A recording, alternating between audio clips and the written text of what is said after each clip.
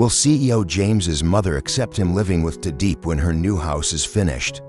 It was the kind of evening when the sky burned orange with fading sunlight, and the air carried a stillness that warned something unspoken was coming. The newly built house at the edge of the village stood quietly, not grand, not glittering, but filled with warmth, patience, and the scent of jasmine that Tadeep had planted along the garden wall. It was the kind of evening when the sky burned orange with fading sunlight, and the air carried a stillness that warned something unspoken was coming. The newly built house at the edge of the village stood quietly, not grand, not glittering, but filled with warmth, patience, and the scent of jasmine that Tadeep had planted along the garden wall. Inside, Tadeep ran her fingers over the polished wooden beams of her nearly completed home. Every tile, every brick held her dreams, a place where peace could finally settle, where she could live freely, away from the chaos of city life and heartbreak. But her heart still hesitated at one thought. Would James truly be part of this home? James had promised to be by her side, to leave the city behind, to protect her, to start over. But love, especially one entangled in family expectations and public image, was rarely that simple.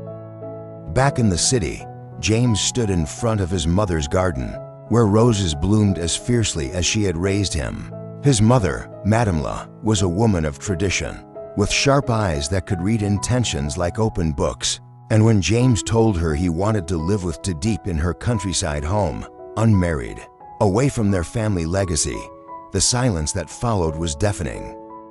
"You're the CEO of a company your father built from dust. You will abandon it for a girl who sells vegetables at the market," she said, her voice calm but heavy with judgment. "She's not just a girl, Mom," James replied softly. "She's the only person who saw me when I was broken. She loved me when I had nothing. She built that house with her own hands. I want to protect her, live with her, and start something new, not as a CEO, but as a man who finally understands love." The tension hung in the air, thick and unmoving. Madamla stared at her son, caught between pride and fear. She had lost her husband to ambition. Would she lose her son to love? And yet, for the first time, she saw something different in James's eyes: peace, not the cold certainty of business decisions, but the warm glow of someone who had found his truth. "I need to meet her again," she finally said, "not as your mother, but as a woman who once gave up everything for love too." James breathed out, heart pounding. Maybe, just maybe, there was hope. The morning light poured gently over the rice fields as birds danced through the air. Above Tadeep's garden, she was kneeling by the pond, her hands dusted with soil, replanting a lotus root she had carefully nurtured. Her home was nearly complete, a modest place, but full of love and silent hopes. What she didn't expect that morning was the black car that slowly pulled up at her gate. James stepped out first, his eyes searching for her. But from the passenger side came another figure, poised, elegant, and unfamiliar. Tadeep froze as James walked toward her, with a strange mix of nervousness and affection in his expression. "Deep," he said softly, offering a hand to help her stand. "There's someone who wants to meet you properly." Madamla stood behind him, her eyes scanning the simple garden, the wooden porch, the drying herbs hanging near the door. Everything about this place whispered authenticity, something the luxury of their mansion in the city had long forgotten. Tadeep wiped her hands, nervously on her apron, bowing respectfully. "Madam, thank you for coming." Madamla didn't reply immediately. She walked slowly around the yard, touching a vine, picking up a wind chime, gazing at the small altar by the entrance. Finally, she turned toward Tadeep. "My son is stubborn," she began, voice calm but firm. "He used to chase things that shine, but lately, he shines differently. I didn't understand why, until now." Tadeep didn't know what to say. Her throat tightened. "This place," Madamla continued, "isn't what I imagined for my son, but maybe it's what he needs, what he truly wants." She paused, then looked directly into Tadeep's eyes. "Will you promise to keep him grounded, not in wealth, but in love?" Tears welled up into Tadeep's eyes, but she nodded slowly. "I'll do my best, not because he's the CEO, but because he's James, the man who stood beside me when I had no one." There was a long silence. Then, for the first time, Madame smiled, not a wide smile, but enough to soften the years of pride she carried. She walked over and took Deep's hand gently. "Then I will accept," she whispered, "not only your house, but your heart and his life." From a few steps away, James exhaled deeply. His shoulders finally relaxed. He had long carried the weight of choosing between love and family, and now, the two were standing side by side. That evening, Deep made a simple meal of grilled fish and young squash from her garden. The three of them sat on the wooden deck under paper lanterns. It wasn't a celebration with champagne and crystal glasses, but laughter echoed softly into the night, the sound of something rare and lasting being born. The stars began to scatter across the indigo sky as dinner came to an end. Deep cleared the small table while James offered to help, his sleeves rolled up, clumsily trying to balance plates in his hands. She chuckled, gently taking them from him. "You still don't know how to carry more than 2 dishes," she teased softly. James grinned. "I can manage companies, but not your kitchen," he replied, his eyes warm. After Madame excused herself to rest in the guest room, the night quieted. Only the chirping of crickets and the soft sway of wind chimes filled the air. Deep lit an oil lamp on the front porch, the glow painting golden shadows across her face. She didn't notice James standing behind her, holding something wrapped in a cloth. "I've been waiting to ask you something," James said, his voice lower now, more serious. Deep turned. Her breath caught when she saw the small wooden box he held out. It wasn't a ring box, not this time. Inside was a small handmade key. On the back of the wooden handle, carved carefully, were the words, "Our place." She blinked.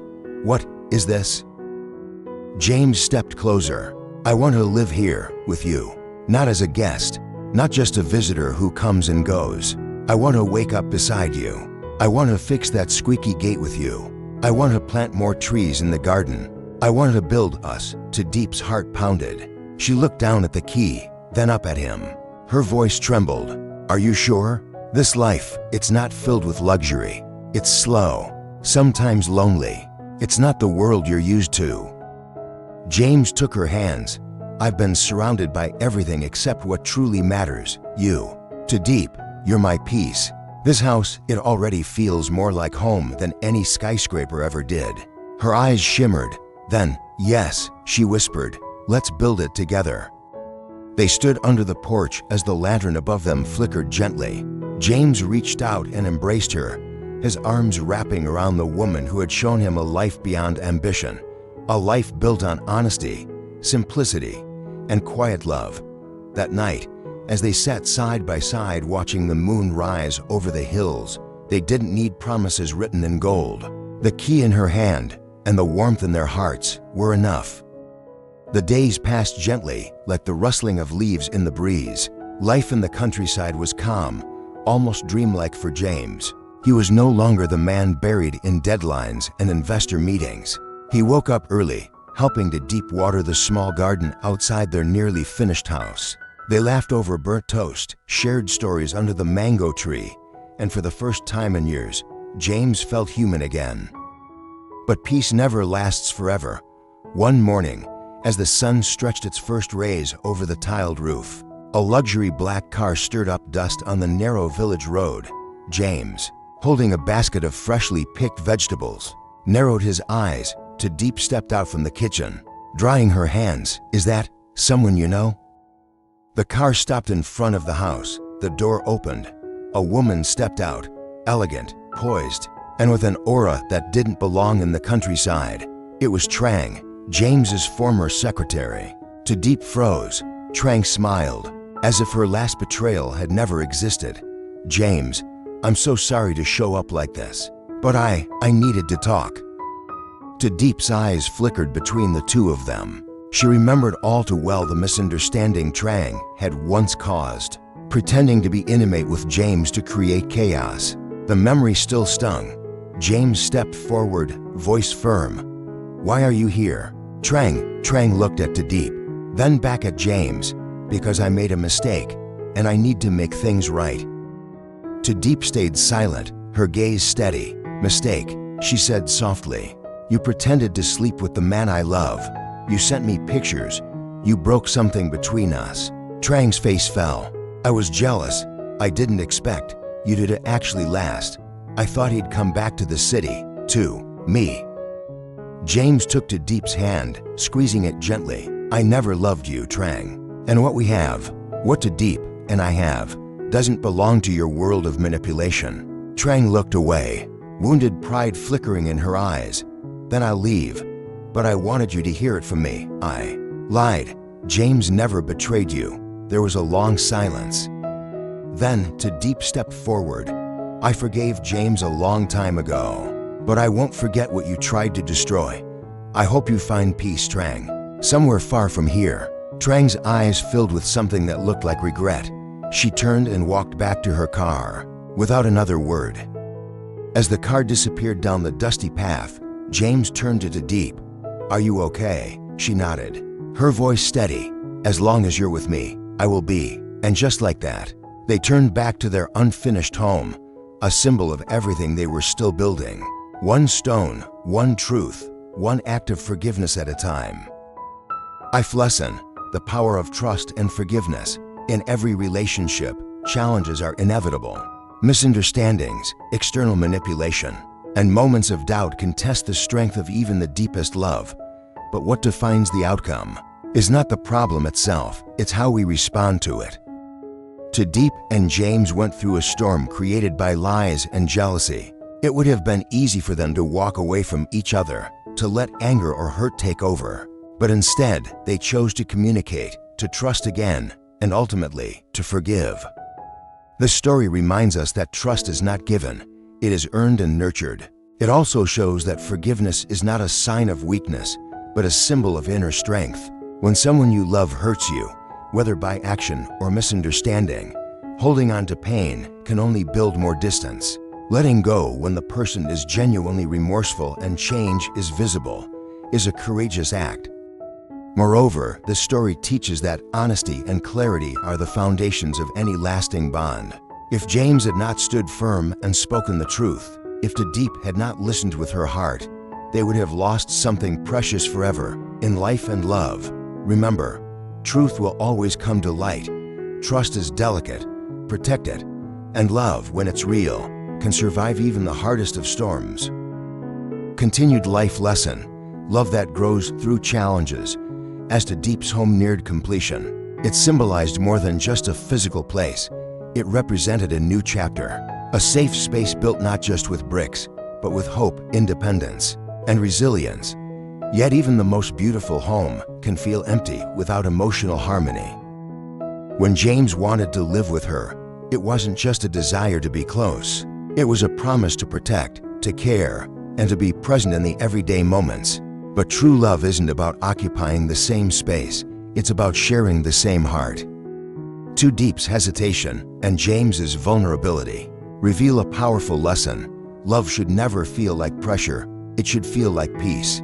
Every person deserves the right to choose when and how they welcome another into their world. Patience is love, respect is love. Another deeper truth lies in the role of James's mother. Often, love is tested not just by the couple, but by those around them. Her initial doubts reflect the reality of many relationships. Love doesn't exist in isolation, but with sincerity and humility. Barriers can be softened, minds can change, even hearts once closed can open to acceptance. This story teaches us, don't rush what is meant to last. Respect builds trust. Without it, love cannot grow. Sometimes the greatest form of love is letting someone take their time. In the end, love that survives storms is strong, but love that grows patiently, respectfully, and truthfully, that love is unshakable.